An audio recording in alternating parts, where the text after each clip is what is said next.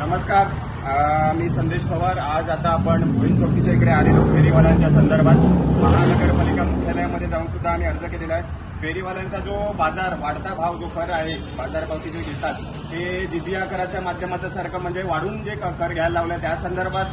त्याच्यानंतर गेले 4 वर्षापासून जे आमच्या स्थानिक महिला आहेत, ज्या भूमिपुत्र आहेत, कळम, निर्मळ, वाघोली, नालासोपारा, ज्या इकडचे आदिवासी आहेत, भूमिपुत्र आहेत, त्या महिला आज 35 ते 30-35 वर्षापासून ज्या नालासोपारा ब्रिजच्या खाली भाजी विक्रीचा व्यवसाय करतात, तर त्यांना अधिकृतपणे शासन नियमानुसार त्यांना ओळखपत्र देण्यात यावे। हे 4 वर्षापासून आम्ही पत्रव्यवहार करतोय, तर ते अजूनही झाले नाही। त्याच्यावर काय महानगरपालिकेने लक्ष नाही, कारण महापालिकेचं मोठ्या मोठ्या बिल्डिंगा बांधण्यामध्ये लक्ष आहे।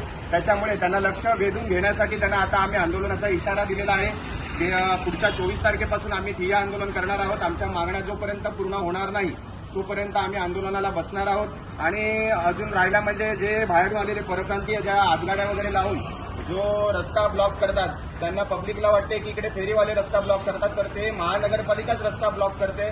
काही पोलीस प्रशासन तिकडे समोर असून सुद्धा त्यांचं दुर्लक्ष आहे।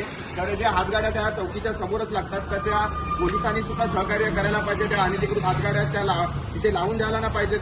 तर त्याचा जो सर्व त्रास आहे ते आमच्या स्थानिक भूमिपुत्र महिला वगैरे त्यांना व्हायला लागलेला आहे। तर या सगळ्या हक्कासाठी पुढच्या येत्या 24 तारखेला आम्ही महानगरपालिकेच्या मुख्यालयासमोर ठिय्या आंदोलन करणार आहोत।